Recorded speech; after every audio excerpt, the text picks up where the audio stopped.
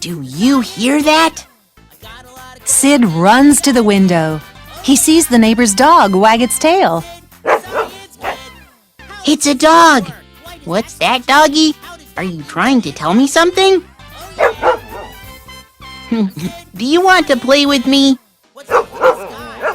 I don't know what his woofs mean, but he sure has a lot to say. It almost sounds like he's talking. What do you think? Can animals talk? Hey, Mom! Do you hear the neighbor's dog out in the yard? I hear a lot of barking, that's for sure, says Mom. Do you think animals talk? Let's look up some animal sounds on the computer. They listen to the sounds of a dolphin, a penguin, and an elephant. All those animals are making different sounds, but are they talking? Why don't you ask your friends at school what they think? Now it's time for the Sid survey! Do you think animals can talk? Well, I don't think they can talk like we do, but I have heard a cow moo and a chicken buck, buck, buck. But do you think they're talking? Sure, maybe they're talking to each other. May, do you think animals can talk? Well, I have a cat. When I pet her, she says, purr, purr. I think she's saying, I love you. I think, yes, animals can talk. What about you, Gerald? Do you think animals can talk? I can speak, dog. Want to hear? Woof, woof, woof. I think that means hello. I think animals can talk, for sure. Gabriella says cows and chickens talk. May says cats talk. And Gerald says dogs talk. What do you think? Inside the classroom, Sid tells Teacher Susie, I'm trying to find out if animals can talk. That's a great question, Sid. Animals may not talk like we do, but they do communicate. They communicate by making sounds and moving their bodies. Let's think of some examples. When gorillas move like this and beat their chests, they're communicating that they are in charge. Like this. I am in charge. That's right, May. Here's another example. When lions roar a certain way, they're letting other lions know where they are. Roar! I'm right here. Teacher Susie, can we see some animals communicate? Sid asks. Of course! Let's go outside to observe. Who can find an animal? Look! Bees! Yes, Sid. How do you think these worker bees communicate? Well, they move around a lot. That's true. The bees are doing the busy bee dance to communicate. This dance tells the other bees where to find flowers that have pollen. See? First, they waggle. Then, they go round and round. Come on, everybody, let's try it. First, we waggle. Then we go round and round. See? They found the pollen to eat. Now, let's observe the way other animals communicate. I have something special waiting for you in the Super Fab Lab. Investigate, explore, discover! I brought a special friend to meet you. Does anyone know what animal this is?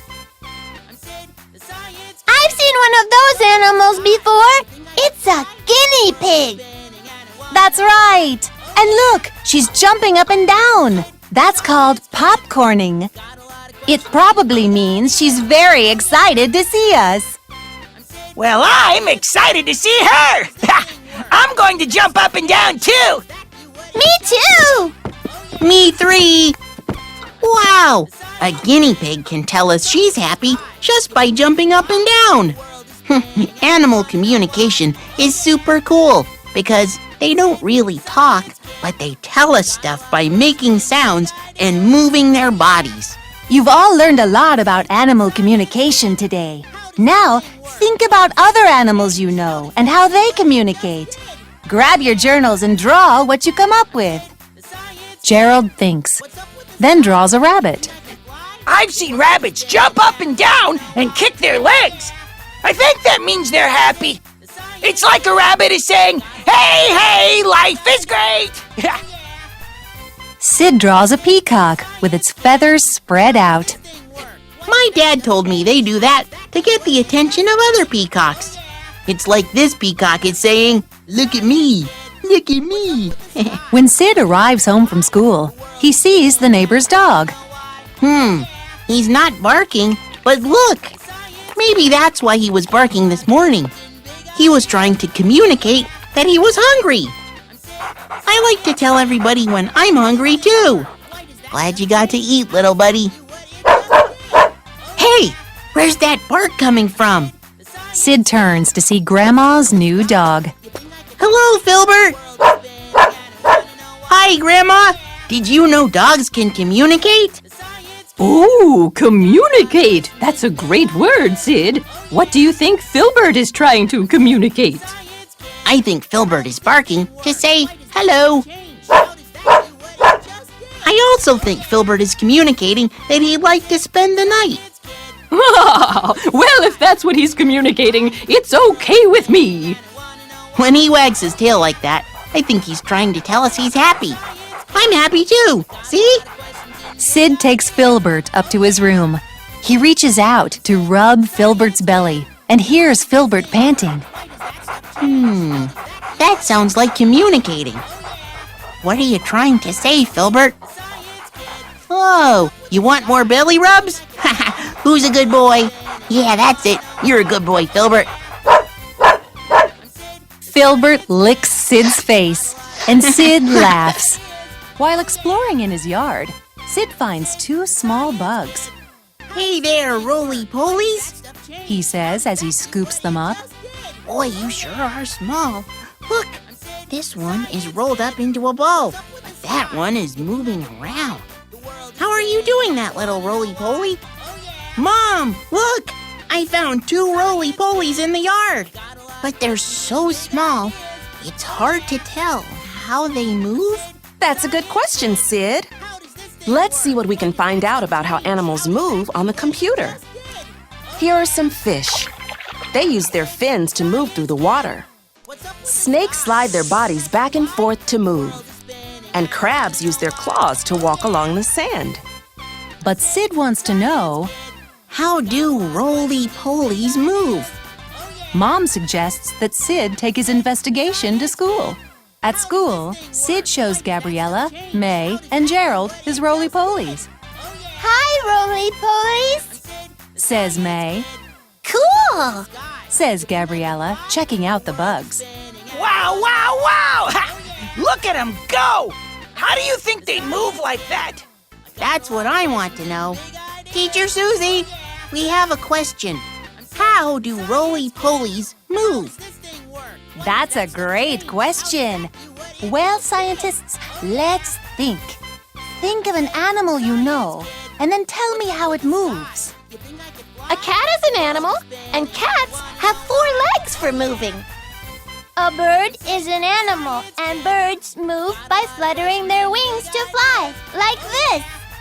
A rabbit is an animal, and rabbits jump. Watch me do it. Jump, jump, jump. That's moving. Everyone laughs. A roly-poly is an animal. Sid says when it's his turn. I see that roly-polies can move, but they are too small. I can't see how they move. Gerald has an idea. What if we invent a machine that makes things look bigger? Then we can see how roly-polies move. Well, Gerald, there's already a science tool that does that. Does anyone know what it is? They shake their heads no. Is everyone ready to see a science tool that makes things look bigger? Teacher Susie asks. Yes! Everyone shouts.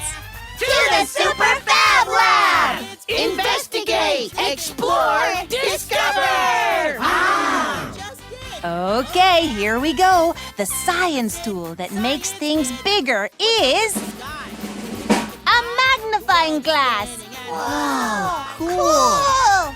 everyone takes a magnifying glass and looks through it. Using the magnifying glass makes really, really small things look really, really big. At last, Sid can get his answer. Okay, magnifying glass, do your thing. Sid observes the bugs. Wow, a roly-poly has 2 eyes, 2 long antennae, and look what else I can see. It has lots of little legs. Roly-polies have lots of little legs. Lots of little legs. Lots of little legs. That's it! Roly-polies have lots of little legs. That's how they move. Just then, the roly-poly rolls into a ball, which makes Sid laugh. When you do that, I can't see your legs at all. Okay, scientists, draw your observations in your journals. What do things look like when they're magnified? After school, Grandma picks Sid and Gabriella up. Backseat driving with Grandma. Sid sings, and Gabriella laughs. So, tell me what you learned in school today. Grandma asks. Well, I wanted to know how roly-polies move, but they were too small for me to see. Sid says. So Teacher Susie gave us magnifying glasses. And I used my magnifying glass to see that roly-polies have lots of little legs. That's how they move. Great work, scientists! Grandma says proudly. Maybe you can do some more magnification at home to see how other things move. At home, everyone heads to the backyard. Let's investigate. I'm going to use my legs and move backwards to my chair. Says Grandma, laughing. Sid and Gabriella look around the yard. A butterfly. Look, it's using its wings to fly. Sid and Gabriella follow the butterfly to watch it land. Then, Sid notices a caterpillar on the leaf near the butterfly. A caterpillar. I wonder how that caterpillar moves. Sid pulls out his magnifying glass to look at it. A caterpillar has lots of legs, even more than a roly-poly. That's how it moves. Sid takes one last look at his roly-polies. He uses the magnifying glass to count their legs. 14. He confirms. With the investigation complete, Sid lets the roly-polies go. Goodbye, roly-polies. Use those legs to move back home. Check out my favorite robot toy. This is Flip. Neep, zap, beep. I'm Flip, the robot. Pleasure to meet you. As Sid lifts Flip's arms to wave, they come off with a big snap. Uh-oh. Sid tries to fix Flip's arms by pushing them back on, but it's no use. They are broken. I'm looking for my purple pen. I can't find it anywhere. Have you seen it? Sid shakes his head no. I really need a better place to keep my pens. What do you have there, Sid? It's my robot, Flip. He's broken. See? I have to throw him in the trash. Maybe you could fix him. I tried fixing him, but he won't go back together. His arm snapped right off. Now I have to throw him away. Sid throws Flip into the trash. Sid has a big question. What will happen to Flip once he's in the trash? What does happen to our trash? Sid, let's look on the computer to see where trash goes. Oh, I know this part. We put our trash in a trash bin at the curb. And then the garbage truck comes to pick it up, and it crunches the garbage into the truck. That's right. Then the garbage truck takes the garbage to a landfill. It's a big hole in the ground filled with trash. That's where my garbage goes? What happens after that? The trash gets covered in dirt. And the dirt makes it go away? I'm afraid not. Most of the trash stays there for a long, long time. Wow, I didn't know that. So, Flip will go to a landfill and sit there for a long, long, long time? I'm afraid so. I want to learn more about this. Can we make less trash? That sounds like a great question to bring up at school, Sid. When Sid gets to school, he looks around the classroom. Let's look around and see if we can find anyone throwing something away. Gabriella just used the last bit of yellow paint from the paint jar. Look, she's tossing it in the trash. And look over there! May just finished drinking from her water bottle. Uh-oh, there she goes. She's throwing it in the trash bin. And look, what's Gerald doing? I'm a cereal monster! Rah! Yum, yum, yum, yum! He dumps the empty cereal box in the trash bin. It lands with a loud thud. At rug time, Sid asks about his big question. Teacher Susie, I'm trying to understand what happens to our trash. That's very interesting, Sid. What did you come up with? First, I observed how we make trash. Smart thinking. What did you see? Gabriella tossed the paint jar in the trash. May threw out a water bottle. And Gerald threw away a cereal box. There are lots of other things in here, too. An old paper towel roll, a newspaper, a soup can. Is there anything else we can do with all this trash? Of course. One way we can make less trash is to recycle it. Recycle?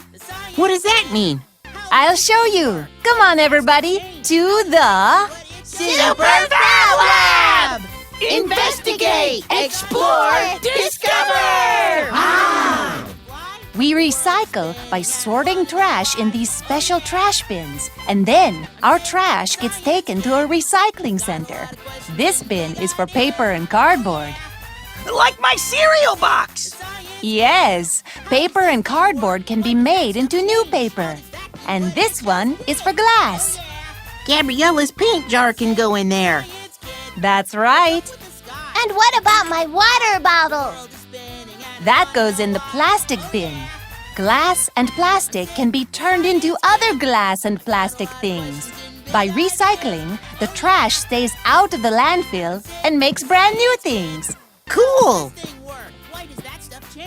There's something else you can do with your trash instead of recycling or throwing it away.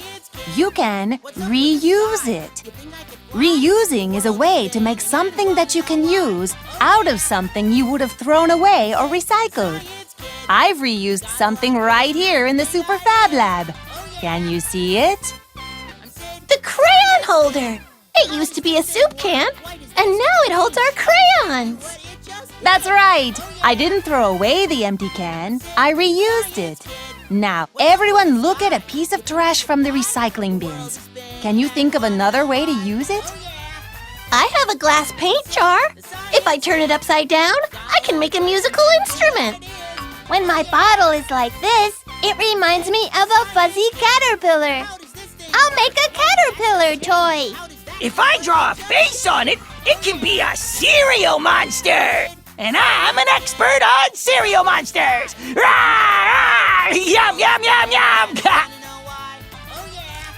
Okay, scientists, time to record your observations in your journals. Let's draw more ways to make something new out of something old. First, think of something else you throw away. Then, think of a way to reuse it. I throw away my t-shirts when they get too small. But instead of throwing them away, I can sew them together, and ta-da! It's a blanket! I always need blankets in the winter. Smart thinking, Gabriella. It's wonderful to make something we need. What about you, Sid? Asks Teacher Susie. What kind of trash can you reuse? Well, I threw my robot Flip away this morning, but now I don't want to. Maybe I can turn him into something new. Suddenly, Sid gets a very big idea. I know what I can do with Flip. When Sid gets home from school, he runs to his room to take Flip out of the trash. But Flip isn't there. What? Hey, Mom, have you seen Flip? I need him. I know just what to do with Flip instead of throwing him in the trash. Sorry, Sid. I already took the trash outside so the garbage truck can pick it up. Mom, we've got to get that robot. I can make him into something else. Well, maybe if we hurry. Sid runs outside as fast as he can. He sees the trash bin at the curb just as the garbage truck turns the corner. Flip sits right on top. Aha! There you are, Flip. The garbage truck screeches to a stop right in front of the house, ready to take the trash away.